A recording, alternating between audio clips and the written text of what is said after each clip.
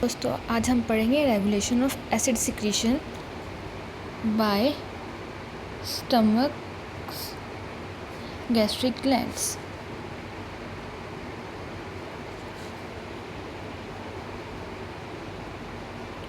तीन तरह से रेगुलेशन होती है, पहली हार्मोनल, पैराक्राइन और तीसरी न्यूरल।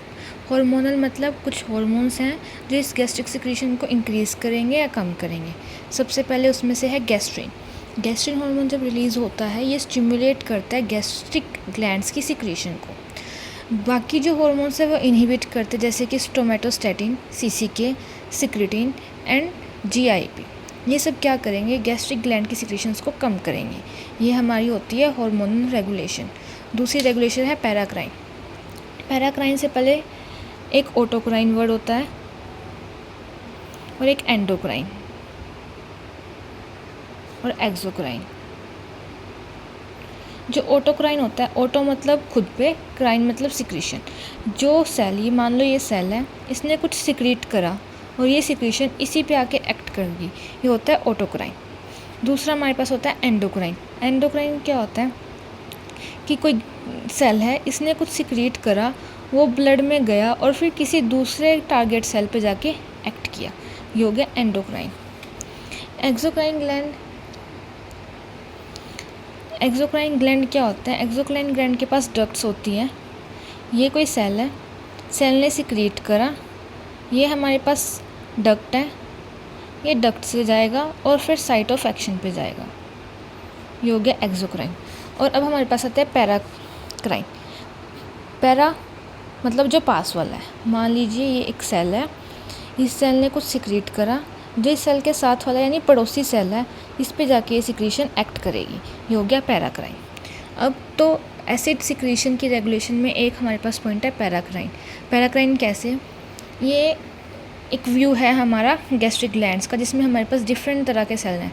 एक हमारे पास म्यूकस सिक्रीटिंग सेल है, दूसरा पेराइटल सेल है, तीसरा जी सेल है जो गैस्ट्रिन सिक्रीट करेगा, चौथा डी सेल है जो सोमेटोस्टैटिन रिलीज़ करेगा।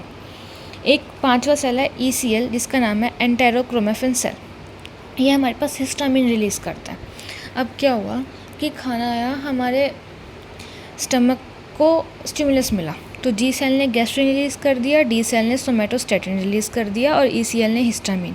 अब इन सेल की सिक्रीशन पेराइटल सेल पे कैसे एक्ट करेगी वो पढ़ना है। हिस्टामिन रिलीज़ हुआ हमारा ईसीएल सेल से, हिस्टामिन जाके अपने रिसेप्टर पे बाइंड करेगा और ये स्टिमुलेट करेगा एच पॉजिटिव के पॉजिटिव एटीपीएस पंप को, जिससे जो हमारा H पॉजिटिव है वो ल्यूमेन की साइड आ जाएगा। ठीक है, ऐसे ही हमारे पास जो गैस्ट्रिन है, जो जी सेल सिक्रीट करता है, वो भी क्या करेगा, स्टिमुलेट करेगा H पॉजिटिव को ल्यूमेन की साइड भेजेगा, ताकि ये Cl के साथ कंबाइन होए और क्या बना दे, HCl। थर्ड हमारे पास आता है सोमेटोस्टैटिन। सोमेटोस्टैटिन क्या करता है, ये अपने रिसेप्टर पे जाके बाइंड करता है, ये स्टिमुलेट की जगह इनहिबिट करता है इस हमारे पंप को। ये इनहिबिट हो गया तो H पॉजिटिव बाहर नहीं जाएगा, सोमेटोस्टैटिन आया, इनहिबिट कर दिया पंप को, H पॉजिटिव बाहर नहीं गया तो HCl नहीं बनेगा।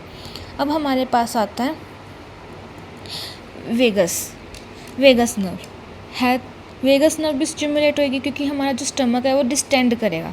वेगस नर्व क्या सिक्रीट करेगी, एसिटाइलकोलिन भी क्या करेगा, स्टिमुलेट करेगा इस पंप को। अब एक जो मेन पॉइंट है, इसको अप्लाइड भी करा सकते हैं। जो प्रोस्टाग्लैंडिन्स होते हैं वो इनहिबिट करते हैं इस पंप को, जिससे हमारे पास HCl की फॉर्मेशन कम होती है। अब इसकी एक अप्लाइड आती है कि जो बंदे नेसेट्स लेते हैं यानी पेन किलर्स वगैरह लेते हैं, जैसे लाइक इब्यूप्रोफेन, वो क्या करती है, वो प्रोस्टाग्लैंडिन को इनहिबिट कर देती है। अगर प्रोस्टाग्लैंडिन इनहिबिट हो गए तो हमारे पास म्यूकस नहीं बनेगा, म्यूकस नहीं बना तो हमारी मान लो ये स्टमक की वॉल है, ये स्टमक की वॉल है, अगर यहाँ म्यूकस कम हो गया, कम म्यूकस हो गया तो कोई प्रोटेक्शन नहीं होगी फ्रॉम HCl, तो इन्हें एसिडिटी वगैरह जल्दी रहेगी, इरिटेशन रहेगी गैस्ट्रिक की म्यूकस लेयर में। ठीक है, अब हमारे पास आती है तीसरी रेगुलेशन जिसका नाम है न्यूरल रेगुलेशन। न्यूरल रेगुलेशन को हमने 3 फेजेस में बांटा हुआ है, सिफेलिक फेज में, गैस्ट्रिक फेज़ में और इंटेस्टाइनल फेज़ में।